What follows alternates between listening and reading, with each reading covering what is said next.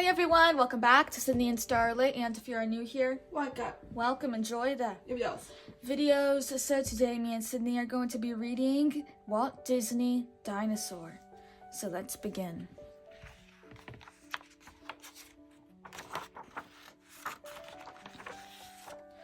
Long ago, in a forgotten time, mighty dinosaurs roamed the earth. These dinosaurs lived off the lush, beautiful land and dwelled in harmony with each other. One day, an enemy, Carnivore, looking for food, invaded a peaceful colony of iguanodons. A mother iguanodon bravely defended her nest of eggs, but one of the eggs got taken from the nest, and it went on a wondrous journey. The egg had been taken away by a hungry lizard, who then dropped it into a river. The egg floated downstream and was next snatched up by a pteranodon. This huge bird carried it across the wide sea. During the flight, the pteranodon dropped the egg above a small island. Luckily, the egg landed gently on a soft pile of leaves. A small furry lemur named Plio found the egg in the leaves. As she did so, crack! The small shell of the egg split open, and a strange-looking creature emerged. "Dad, look!"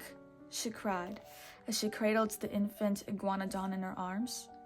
Plio's father, Yar, cautiously came near, followed by a young lemur named Zini. "It's a cold-blooded monster from across the sea," Yard said. "Get rid of it!" But as Plio tenderly held the happy baby, her heart opened up to him. She knew he was lost and alone. Even Yar saw that the teeny orphan needed a home. So they decided that the baby iguanodon would become a member of their family. The lemurs named the baby Aladar. He grew up to be big and strong. Despite his large size, Aladar was never too big to play with his lemur friends, especially Plio's daughter, Suri. One day, Suri and her friends shrieked with delight as they raced through the trees toward Aladar. "Oh no!" Aladar jokingly cried. "Attacking lemurs!" All the lemurs jumped on Aladar and started tickling him until he couldn't take it anymore. "Okay, Uncle, you got me," laughed the ticklish dinosaur. "Come on, pick on someone your own size." Plio interrupted their game. "All right, guys, break it up," she said. "Remember the courtship ceremony? You're going to miss all that smooching." The courtship ceremony was a yearly ritual when the young lemurs chose their mates. "Go find Zini," Plio said, smiling at Aladar. "He's rehearsing pickup lines somewhere." Aladar found Zini near the beach, rehearsing his lines.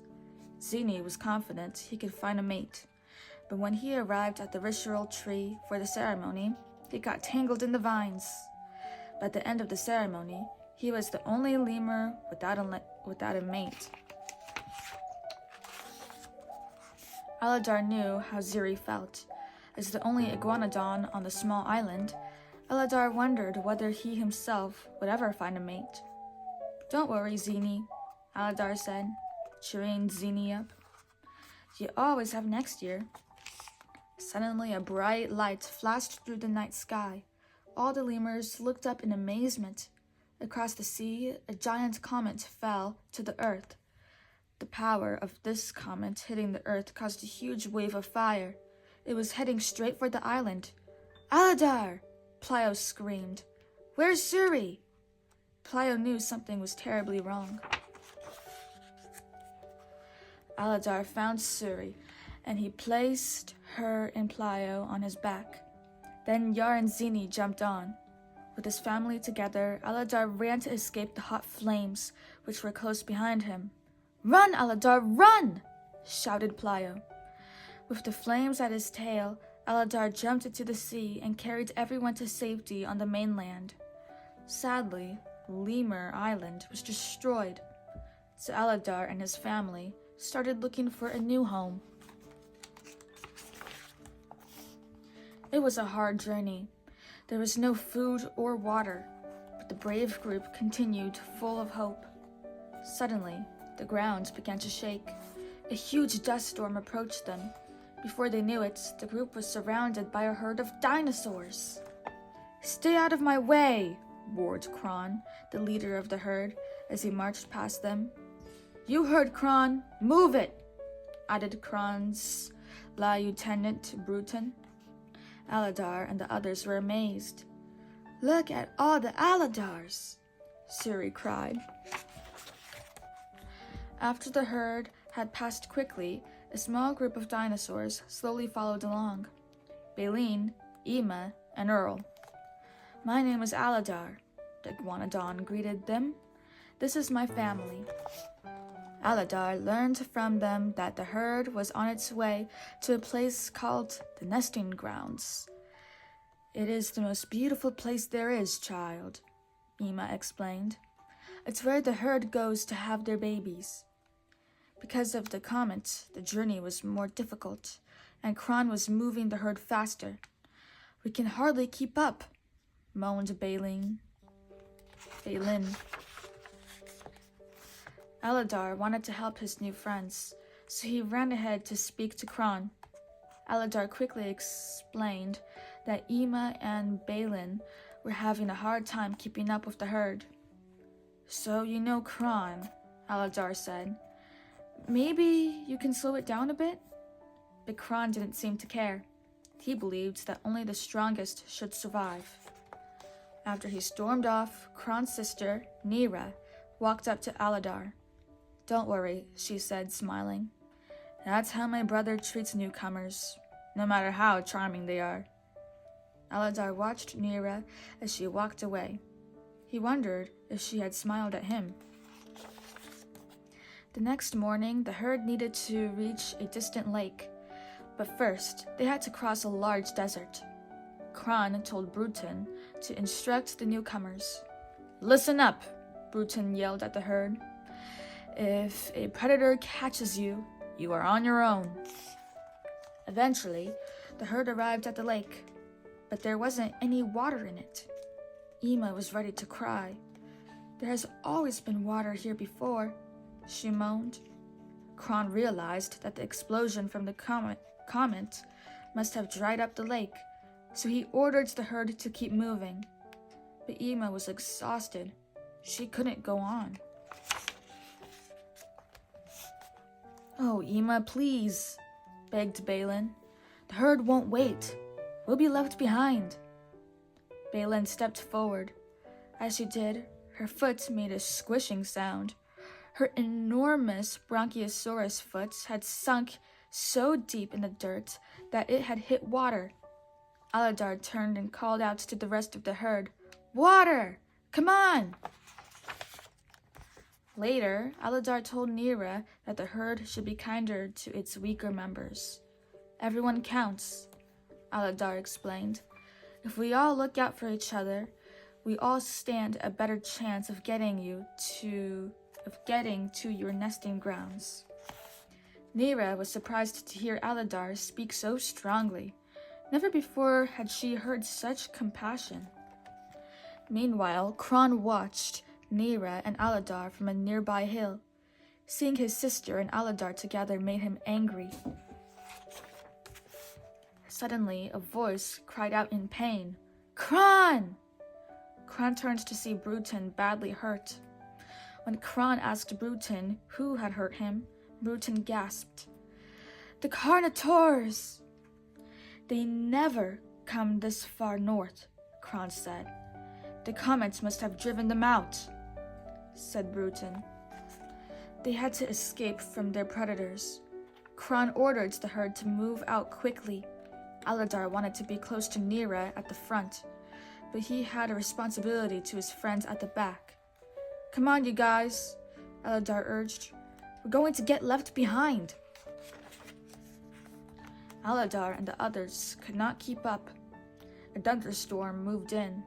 As lightning flashed and thunder roared, the wayward group got lost. Then, a shadowy figure appeared in the distance. Was it an enemy Carnivore? Oh, it's Bruton, cried Emma. Bruton looked badly hurt. Aladar offered to help him, but Bruton refused. Just then, a flash of lightning lit up the sky. Aladar saw that Emma's pet, Earl, had discovered the entrance to some caves. If you change your mind, Aladar said to Bruton, we'll be in those caves. Soon, Bruton did change his mind. He followed the others into the cave. Inside the cave, Plios nursed Bruton's wounds. Bruton noticed that Aladar was encouraging the others. Why is he doing this, pushing them on with false hope? Bruton asked Plio. Plio explained, it is hope that has gotten us this far. Later that night, as everyone slept peacefully, the Carnivores found the cave. I'll hold them off, Bruton yelled to Aladar. Save yourself! Bruton bravely held back the terrible Carnivores. Aladar led the others deep into the cave. To beat the Carnivores, Bruton knocked down a pillar, but the pillar fell on Bruton. The Carnivores were beaten, but the cave was closed. Aladar and the others went deeper into the cave, desperately searching for an exit. Hold on a minute, Zini said, sniffing the air. Do you smell that? Yeah, answered Suri. It was fresh air. They soon found a hole in the rocks. A ray of sunlight shone through. Everybody stand back, Aladar shouted, bashing into the rock wall. But a small landslide blocked out the ray of light from the outside. Losing hope, Aladar said, We're not meant to survive. Shame on you, Balin scolded him. You allowed an old fool like me to believe I was needed. And do you know what? You were right. With their last ounce of strength, together everyone rammed the rock wall until, crash! They broke through, and there lay the nesting grounds. Emma noticed that the pathway to the nesting grounds was blocked by a mountain of boulders. Aladar thought Nira and the rest of the herd. They'll never make it over that, Aladar said. So Aladar raced back through the cave to tell them of the secret way to the nesting grounds. Aladar found Cron trying to make the herd go up the dangerous landslide that had led to the nesting grounds. Stop! Aladar cried out. I've been to the valley. There's a safer way. Nira encouraged her brother to listen to Aladar, but Cron was furious. Aladar was challenging his leadership. Cron rammed into Aladar and knocked him to the ground. Suddenly, a mighty sound thundered out. Roar! It was a Carnivore. The herd panicked and began to run. No, don't move, Aladar told them. If we scatter, the Carnivore will pick us off one by one. Stand together. The herd joined Aladar. Side by side, they bravely stood up to the Carnivore. But suddenly, the Carnivore saw one member who stood alone, Cron. The Carnivore charged Cron. Aladar and Nira tried to help him, but they were too late. Cron fell to the ground. With strength, courage, and Nira's help, Aladar defeated the Carnivore. The herd cheered wildly. Then Aladar led everyone peacefully to the nesting grounds. With Nira by his side, Aladar said proudly, Welcome home. Weeks later, they gathered together to see a joyful event. A tiny egg cracked open. A beautiful iguanodon baby was born. He looks just like me, Aladar announced. Meet your dad, Nira said, smiling at her newborn. He's not as crazy as he looks. Everyone laughed. At long last, the lemurs and Aladar had found a wonderful new home. the end. So that is it for today, everyone. Really hope you all enjoyed it, and we'll see you all next time. Bye-bye. Bye-bye. Pick out your favorite page.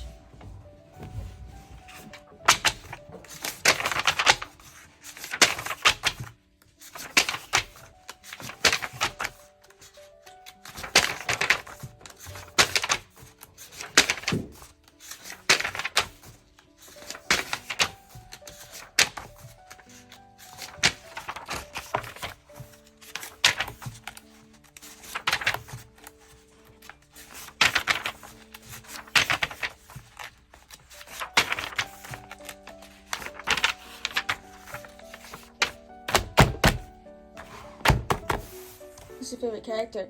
Dinosaur. Dinosaur. Good choice. Bye-bye.